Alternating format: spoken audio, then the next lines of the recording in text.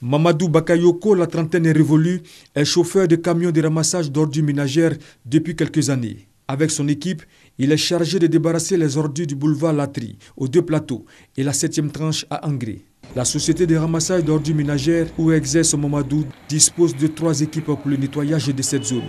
La première travaille de 15h à 23h, la deuxième de 23h à 7h et la troisième de 8h à 14h. Pour lui, le respect de ces horaires est un impératif. Dans la journée, si nous on ne sort pas, nos patrons prennent des pénalités, nous on prend des pénalités sur ça. Pour sa part, la directrice de l'Agence nationale de la salubrité urbaine, Anna Sur, explique que la majorité du ramassage se fait la nuit, mais n'empêche qu'il est autorisé que les camions travaillent dans la journée. Entre 2011, où cette mesure a été prise, et 2013, on a environ 55% de collecte nocturne contre 45% de collecte diurne, n'est-ce pas, donc dans la journée.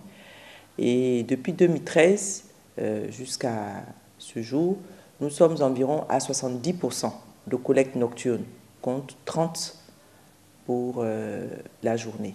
Toutefois, elle déplore le manque de sérieux de certaines sociétés, la nuit dans l'accomplissement de leurs tâches. À partir de minuit jusqu'à 7h du matin, c'est là qu'il y a les problèmes.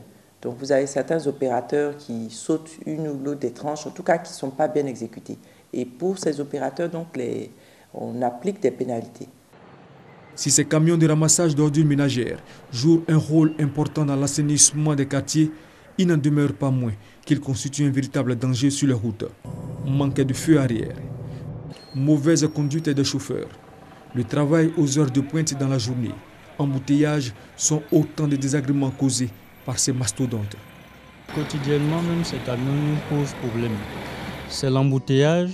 Nous ne savons pas si les visites techniques sont bien faites, sont faites de façon permanente ou aux dates qu'il faut. Maintenant, vu leur état, c'est vraiment un danger souvent. Face aux nombreuses plaintes des usagers, la Nature explique les raisons de la vétusté des camions de ramassage. Cette vétusté des camions s'explique la raison principale, enfin les arriérés de paiement.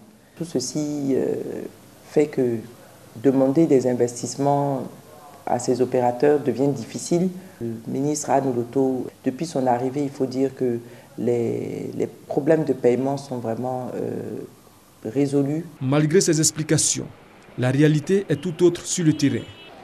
À la Riviera Palmeraie, un chauffeur de camion de ramassage d'ordures ménagères mal inspiré endommage un véhicule en stationnement. Il y a un côté de mariage. Moi, mon côté était un peu libre. Ils sont venus vers moi. Ils ont dit que non, décidé. Quand il a vu il a vu que non, vraiment, il a touché son camion, il est garé. Un agent de police de service constate que le chauffeur ne dispose d'aucune pièce afférente. En guise d'excuse, le conducteur lui fait savoir qu'elle se trouve avec le patron de la société qu'il emploie. En pareille circonstance, le policier du service constat se voit dans l'obligation d'attendre une arrivée probable de ce dernier. Dans ce cas, si vous avez du boulot à faire ou une urgence, vous êtes obligé d'abandonner la procédure et faire réparer votre véhicule à vos frais, comme c'est le cas de ce conducteur qui n'a pas voulu être filmé. Pour les usagers, une solution doit être trouvée. Dans la journée, quand ils sont au milieu de la circulation comme ça, vraiment c'est très dangereux. Il y a beaucoup qui n'ont pas de freins. Bon, beaucoup même quand ils sortent dans les carrefours comme ça, ils sortent parce qu'il faut sortir. Donc beaucoup ont trop peur de ces camions. Les autres ont peur parce qu'ils se disent qu'on n'a pas de freins. Il ne faut pas qu'ils vont avoir peur. C'est le travail. On ne peut pas rouler un véhicule sans frein. Moi aussi, j'étais à ma vie. Il y a des enfants, il y a ma femme, je suis marié. Donc il ne peut pas prendre un gros camion, quoi, sortir sans frein, non. Mais si il constate tout de suite qu'il n'y a pas de frein, il rentre au garage.